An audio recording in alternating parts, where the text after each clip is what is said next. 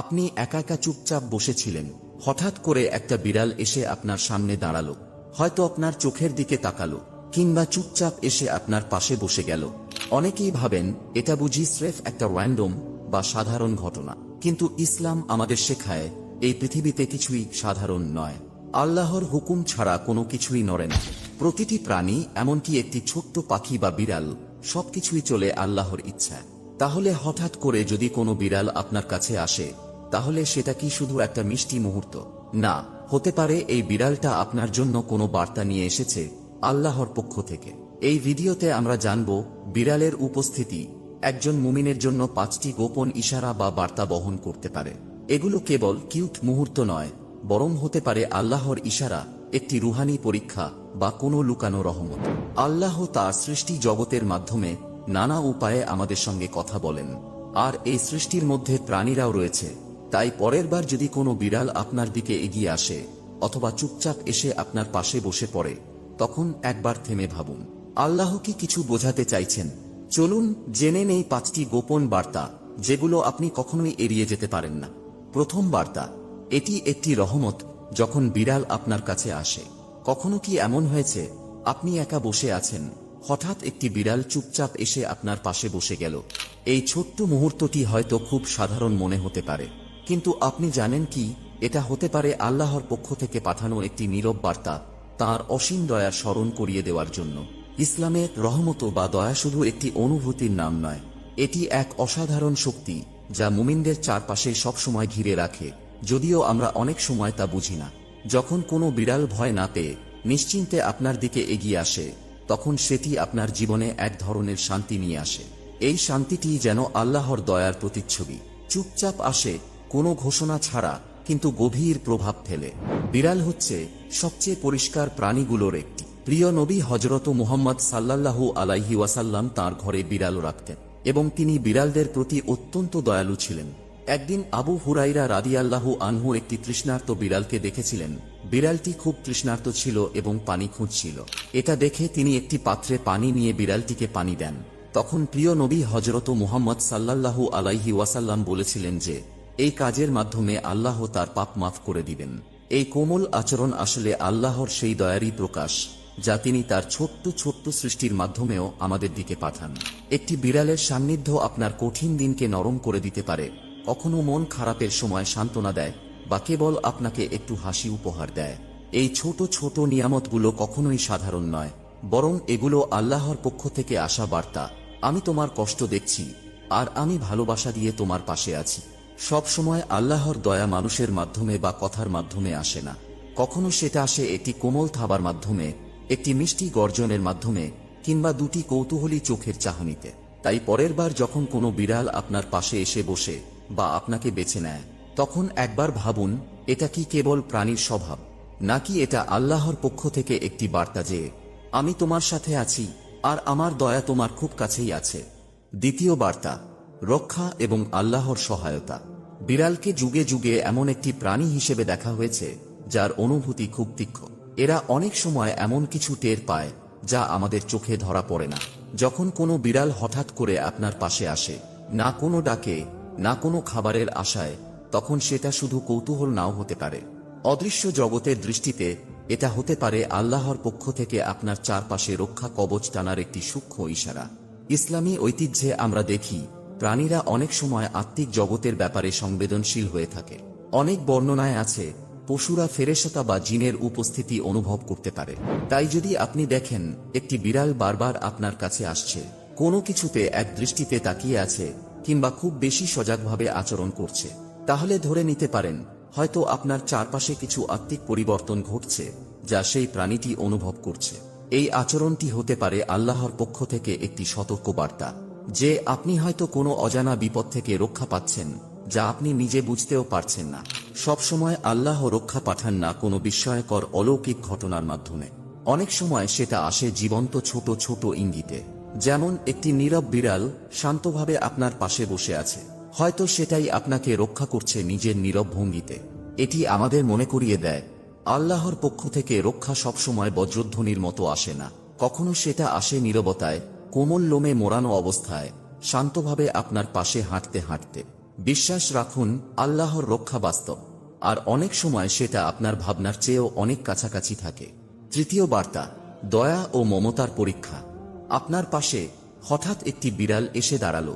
আপনি জানেন কি, এটা হতে পারে আল্লাহর পক্ষ থেকে পাঠানো একটি নীরব পরীক্ষা, আপনার চরিত্র, করুণা আর হৃদয়ের দয়ার এক নিখুঁত পরখ। ইসলামে আমরা যেভাবে প্রাণীদের সাথে আচরণ করি, সেটা শুধু সৌজন্যবোধের পরিচয় নয়, বরং সেটা আমাদের ঈমানের প্রতিচ্ছবি। প্রিয় নবী হযরত মুহাম্মদ সাল্লাল্লাহু আলাইহি ওয়াসাল্লাম একবার বলেছিলেন, এক মহিলাকে তার গুনাহ মাফ করে দেওয়া হয়েছিল, কারণ সে একটি তৃষ্ণার্ত কুকুরকে পানি দিয়েছিল। অন্যদিকে এক নারীকে শাস্তি দেওয়া হয়েছিল একটি বিড়ালকে আটকে রেখে তাকে মৃত্যুর দিকে ঠেলে দেবার জন্য। এই ঘটনাগুলো শুধু পশু প্রেম শেখানোর জন্য নয়, বরং এগুলো আমাদের হৃদয়ের অবস্থার কথাই বলে।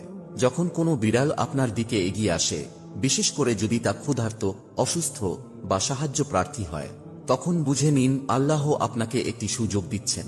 আপনি কি করবেন তখন?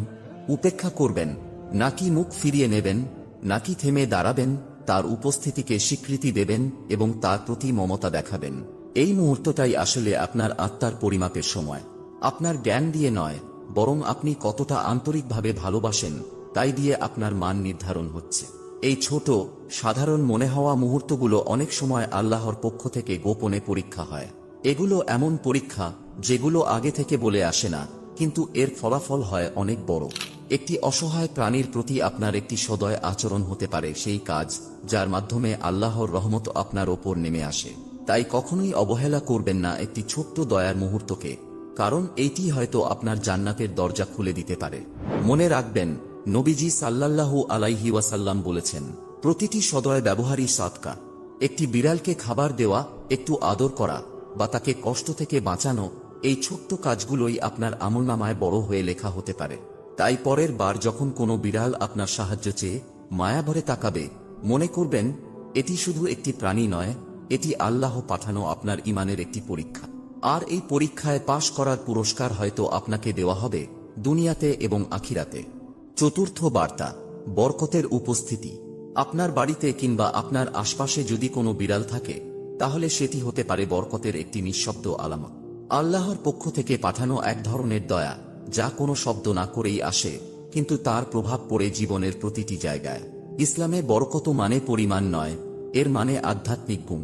এটা সেই অদৃশ্য শক্তি যা আপনার সময়কে করে তোলে আরও ফলপ্রসূ, আপনার ঘরকে করে শান্তিপূর্ণ এবং আপনার হৃদয়কে দেয় প্রশান্তি। বিড়াল ছিল প্রিয় নবী হযরত মুহাম্মদ সাল্লাল্লাহু আলাইহি ওয়াসাল্লামের খুব প্রিয় একটি প্রাণী। তিনি তাদের সাথে অত্যন্ত কোমলতা ও সম্মানের সঙ্গে আচরণ করতেন। নবীজি সাল্লাল্লাহু আলাইহি ওয়াসাল্লাম এর একজন সাহাবী ছিলেন আবু হুরায়রা রাদিয়াল্লাহু আনহু, যার নামের অর্থই হল বিড়ালের পিতা। তিনি বিড়ালকে এতটাই ভালোবাসতেন এবং যত্ন নিতেন যে এই ভালোবাসা শুধু আবেগের বিষয় ছিল না, এটি ছিল এক গভীর আত্মিক অনুভূতি। তার এই দয়া ও মমতা পরিণত হয়েছিল একটি আধ্যাত্মিক উত্তরাধিকারে, যা তার মর্যাদা আরও বাড়িয়ে দিয়েছিল। আবু হুরায়রা রাদিয়াল্লাহু আনহু ছিলেন হযরত মুহাম্মদ সাল্লাল্লাহু আলাইহি ওয়াসাল্লাম এর একজন বিখ্যাত সাহাবী, যিনি বহু হাদিস বর্ণনা করেছেন এবং ইসলামের ইতিহাসে গুরুত্বপূর্ণ অবদান রেখেছেন। এই একই আত্মা আপনার মধ্যেও জাগ্রত হতে পারে। যখন একটি বিড়াল আপনার পাশে শান্তিতে বসে, তখন সেটি যেন এক নীরব বার্তা, আপনার পরিবেশে দয়া, শান্তি আর বরকতের ছোঁয়া আছে। একটি বিড়াল যদি আপনার পাশে এসে নিশ্চিন্তে বসে, তাহলে ধরে নিতে পারেন আপনার ঘরে হয়তো এক উষ্ণতা, নিরাপত্তা আর এমনকি ফেরেশতাদের অদৃশ্য উপস্থিতিও রয়েছে। এটি আল্লাহর পক্ষ থেকে এক কোমল ইঙ্গিত যে আপনার জায়গাটি তাঁর দয়ার ছায়ায় আছে। বরকত সবসময় ঢাকঢোল পিটিয়ে আসে না, অনেক সময় সেটা নিঃশব্দে এসে পাশে গুটিসুটি মেরে বসে পড়ে আর গুজন দেয়। তাই পরের বার যখন একটি বিড়াল আপনার জীবনে আসবে, তাকে শুধু একটি পোষা প্রাণী হিসাবে দেখবেন না, দেখুন একটি বরকত হিসাবে, যে আপনার স্পেসকে করছে পবিত্র আর প্রশান্তিপূর্ণ। মনে রাখবেন, নবীজি সাল্লাল্লাহু আলাইহি ওয়াসাল্লামের সুন্নাহ অনুসরণ করে একটি বিড়ালকে ভালোবাসা ও যত্ন করা, এটি হতে পারে আপনার জীবনে বরকত বৃদ্ধির একটি সহজ উপায়। আর কে জানে, হয়তো এই ছোট্ট প্রাণীটি আপনার জন্য নিয়ে আসছে আল্লাহর রহমত। পঞ্চম বার্তা, একটি থেমে যাওয়া মুহূর্ত। আল্লাহর প্রতি মনোযোগ ফেরানোর ডাক। এই ব্যস্ত জীবনে আমরা অনেক সময় দৌড়ে চলি, থামার ফুরসত ছাড়াই। মন হয়তো অন্য কোথাও, হৃদয় হয়তো আল্লাহর স্মরণ থেকে দূরে। কিন্তু আল্লাহ মাঝে মাঝে আমাদের জীবনে ছোট ছোট সংকেত পাঠান, যা আমাদের গতি কমায় আর আলতো করে ফিরিয়ে আনে জিকির আল্লাহর স্মরণে। যখন একটি বিড়াল হঠাৎ করে এসে আপনার পাশে বসে যায় বা চুপচাপ আপনার চোখের দিকে তাকিয়ে থাকে, তখন সেটা হয়তো কেবলই একটা মুহূর্ত নয়, হতে পারে এটা আল্লাহর পক্ষ থেকে পাঠানো এক নীরব থেমে যাওয়ার ডাক, একটা কোমল স্পর্শ, যেন আল্লাহ বলছেন, থামো, উপস্থিত থাকো, আমাকে স্মরণ করো। বিড়ালের মধ্যে আছে এক ধরনের শান্ত শক্তি, তার স্থিরতা, কৌতূহলী দৃষ্টি আর নীরব সঙ্গ, এই সবই যেন আমাদের মনে করিয়ে দেয় এই মুহূর্তটা মূল্যবান, তুমি এখন এখানে থাকো। এমন মুহূর্তে আপনি বুঝতে পারেন জীবন কেবল কাজ আর রুটিন নয়, জীবন মানে সম্পর্ক, প্রথমে আল্লাহর সঙ্গে, তারপর তার সৃষ্টির সঙ্গে। তাই যখন একটি বিড়াল হঠাৎ করে আপনার চিন্তার মাঝখানে এসে দাঁড়ায়, আপনার ঘরে ঢুকে পড়ে কিংবা চুপচাপ বসে থাকে, তখন এটিকে একটু নিঃশ্বাস নেওয়ার, হৃদয়ে রিসেট করার আর আত্মাকে আল্লাহর দিকে ফিরিয়ে নেওয়ার সুযোগ মনে করুন।